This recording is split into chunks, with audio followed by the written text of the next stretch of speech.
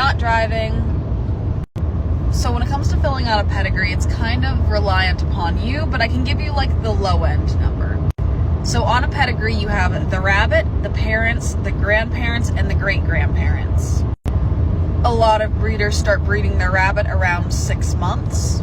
So you're looking at every generation taking at least 6 months to complete on the pedigree. So you're looking at 1.5 to 2 years on the fast end on how to get your pedigree completely filled out. But it could be longer if you wait longer to breed your rabbits or if you have trouble getting on to a next generation. It's definitely a doable challenge and not too difficult, you just gotta keep at it. So that answer's not really quite cut and dry. So it'd be easier to say that I stopped breeding my does at the age of 2 or 3, but honestly it just depends on the doe. I have some does that will produce large litters and do well until they're 4 or 5. But I've also had does that will stop producing consistently at 2. So what I do is I keep a lot of records when it comes to my does. If I breed a doe and I know that she has 10 kits or 9 kits consistently every single litter, and she catches every single time I breed her once a quarter, then I will continue to breed her. But if I breed her and she's starting to produce 3 or 5 kits and her numbers are drastically dropping, or she is not catching a pregnancy quite as often, I know she's slowing down. Most of the time when a doe slows down, I will cull the animal. But if she's a great producer that is consistently giving me grand champions, I might choose to continue to breed her. So the age I determine to stop breeding them depends on a few factors. The production size of their litter, how good of mothers they are, and what they produce when it comes to show rabbits. But that's how I do it, and other breeders might have other opinions. So though it's true that most of our rabbits go towards meat purposes, we do have a couple that would be considered pet breeds, and that's Mini Rex. And that's actually the breed that I suggest that most people get when it comes to owning a pet rabbit.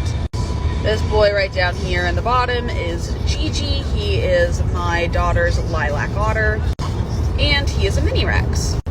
He's out of the litter that I bottle fed last spring. And he is an amazing boy. He is super sweet, easy to handle, and my 5-year-old's easily able to get him in and out of his cage without an issue. Mini Rex also don't have any special requirements that a breed such as Angoras or Lionheads have, in that they need extra brushing and grooming cares. I also like how easy they are to handle and how super sweet they are. This is also the breed that I recommend most 4-H'ers get into because of how easy they are to handle and how easy of an experience most kids have with this breed.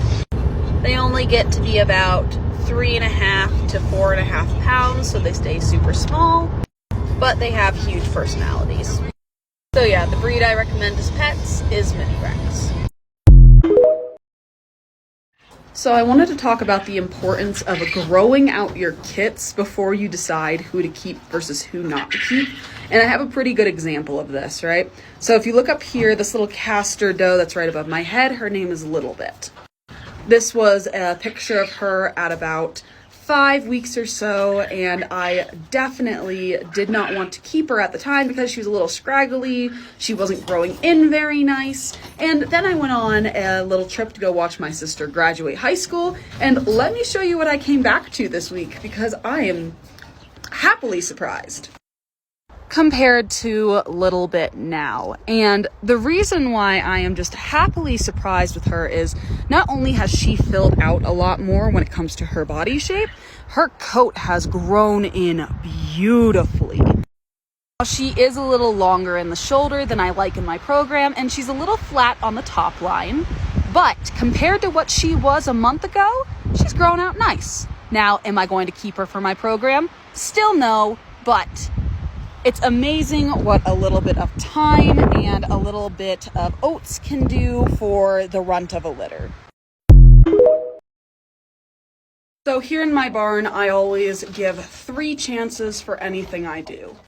So for instance, if I'm trying to breed a doe for the first time and after 3 months and 3 different bucks she doesn't catch, she's not for my program and is an automatic hard cull. Note, when it comes to breeding a doe for the first time, meaning she's a first-time mom, I do use experienced bucks, and I'll use 3 experienced bucks if need be to get her to catch. But the same is also true for my bucks who I'm trying to bring into my program.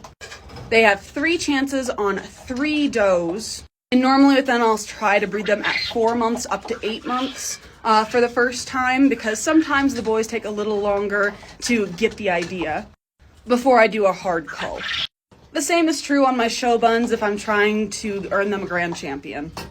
I'll take them to a show 3 times to see if we can get best of breed, best of opposite, best of show to get our legs. The difference with showing my rabbits and them not getting what I want is I can still use them for my breeding program if I see that they have something that I want. So for instance, my caster Sadie, who just had a litter and is now pregnant with Strawberry's litter, she won best of variety and best of group. She didn't win best of breed, best opposite, or best of show, but that's okay.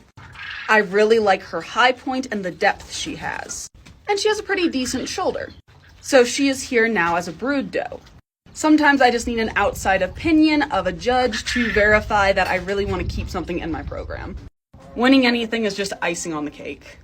So long story short, my does get 3 chances. So the rule of thumb that I was taught when it comes to the amount of cages you need is 1 cage per adult rabbit and 2 cages for grow-outs per litter. So for instance, on a breeding program you're talking about that has 2 bucks, 3 does, you will need 5 adult cages and 6 grow-out cages. And then you'll want any cages for single adults that you'll want to keep further on down the line for any animals you want to keep. And remember, this is just a general rule of thumb. It just gives you an idea of how many you will need should you decide to breed all 3 does at the same time and you don't want to mix your litters. When it comes to grow-outs and butcher grow-outs, I mix my litters. After 8 weeks and they're off of mom, the only time I will separate out kits is if I need to keep them for a pedigree program or I'm selling them. Otherwise, everyone goes into the butcher barn. In the butcher barn, I have 3 grow-out cages that are 25 inches by 94 or 96 inches. So I can put multiple litters into those cages until we're ready to butcher them. So yes, all rabbit breeds can be used for meat. You can eat any rabbit. With that being said, the question is efficiency. If you are not showing a specific breed of rabbit, I highly suggest going with a specifically meat breed rabbit. So your Californians, your New Zealand whites, your silver foxes, your Brevians, your Americans, there's like a lot more. But these are rabbits that are specifically bred for their meat purposes, meaning they'll get about 5 pounds within the first 8 to 9 weeks, and they're super efficient when giving you meat for a homestead or a farm. So I always get somebody who disagrees with my opinions on this, and that is completely 100% okay. How somebody wants to run their rabbitry is completely up to them, but this is definitely my opinions on the matter. When I am done breeding a buck or a doe, they go into the freezer. I don't keep them. The only exception to this rule is Gigi. He's one of our breeding bucks, and the only reason he gets a free pass is he's my daughter's pet. But he is one of the main sires off of our dilute program, as he is a lilac. With that being said, the reason I don't keep most of my breeders when it comes to meat is because they are meat breeds like Californians. Californians are mean little suckers and hard to handle on their own, let alone as they're getting old, they're getting grouchy, and they can no longer breed. If you look at my hands and my wrist, I have scars all up and down them because even the best behaved Californians sometimes are jerks. And those are rabbits I handle on a daily basis from day 0 onward. And I am someone who is very well versed in how to handle a rabbit, and I still get hurt. I also work with a lot of 4-H kids who are also very well versed in handling these does and bucks, but I still wouldn't sell it to them. Because in my opinion, that would be predatory. Giving 4-Hers lackluster stock that I don't want anymore because they're no longer useful and they're probably having problems with condition. I would rather make sure that they had a young senior animal that has been proven both on the show table and as a parent. The next option is pet, of course, and if you've been watching me for a while, y'all know how I feel about pet homes. I'm not saying they're all bad, I just don't trust a lot of them. My clients are great, they follow the ARBA even with their pets. I just don't like the House Rabbit Society. But unfortunately, I don't know a lot of pet people that will follow the ARBA and give the appropriate care to one of my senior animals. And I really don't like prolonged suffering. So to sum it up, no, I don't keep any of my breeders. I do hard cull them. So I live in a place that's still snowing right now. And we're lucky if during the summer it gets to 80 degrees to play into heat sterilization. So I myself don't have to deal with that. My advice, though, is good record keeping. So if you've been running your rabbitry for a while and you know when your bucks and does don't breed because of how hot it is, just keep that in mind with your 3 rule. So for instance, if you know from the time of June to August, you are lucky to have a doe catch 1 out of every 5 tries, keep that in mind for your new breeders. I'm kind of the opposite in that I'm very lenient in the winter for my 3 tries. Because we don't have a problem with heat, but we do have a problem with light.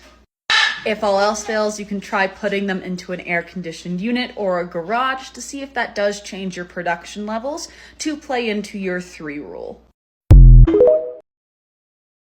To be honest, I wish it was profitable. To be honest, it's more of a fun hobby / producing meat for my family.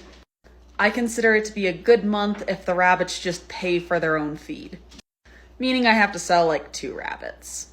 But most of the time I sell that or less because I want to make sure that my clients are getting the best quality possible. I raise rabbits because I actually enjoy it. Same with showing. I absolutely love going to shows. And then also I love working with 4-H kids and FFA kids. They make my day. I love how excited they get over the rabbits and watching them grow as individuals. I'm sure you can make a profit in a rabbitry if you're going for a commercial setup, selling just to restaurants and such with proper licensing, but unfortunately that's not the kind of setup I have here. I'm just a breeder who just really enjoys showing rabbits. So for your first question of when does a doe start building their nest, it honestly just depends, and I just have a lot of records of it. I have some does that will prepare a day or so before. I have does that will prepare hours before. I had a doe named Saddle who would prepare 2 weeks prior. She was not fun and made me question every single moment of every single day what I actually bred her on, and I was constantly checking my notes. Because you knew you bred her on a certain date, but she made you question it with how early she was nesting and pulling fur. It was really odd. And then I have other does that will dig a hole into the nesting material, but they won't pull actual fur until the babies arrive. So it just depends on your doe, and it's important to keep records. For how long past their due date before you rebreed, it just depends. I do it on day 37 to 40, depending on the doe and their averages of when I want to breed. I have a friend who has Flemish Giants that waits to breed again till day 48. Overall, was this video helpful? Probably not. It's just a bunch of record keeping and notes and kind of learning your does individually. It's not that I hate pet rabbits. I have 2 of them and I love them. My problem is the pet industry and the House Rabbit Society, also known as HRS. I hate the misinformation that gets spread and all of the problematic things within that community. Not to mention the fear-mongering. There is so much incorrect information when it comes to basic rabbit care that is spread amongst these communities from people that they consider to be reputable sources that really aren't. Not to mention the overpopulation of pet rabbits in shelters. So when I look at selling a rabbit, I don't sell to pet homes very often. And that's because I am very strict on my guidelines of, hey, you will not follow the HRS, you're going to follow the ARBA. And if you're not willing to do that, I am not willing to have you as a client. Not to mention, I don't like selling on Easter, I don't like selling on Christmas, I don't like selling for birthdays. These rabbits live 10 years and they are a commitment. If you're looking at pets, that is. And for my pets, I do have a wait list. Not to mention, I have a contract that basically says if for whatever reason you don't want the rabbit anymore, it doesn't fit you anymore, it becomes my house pet for the rest of its life. So there's another reason I don't sell to pet homes very often.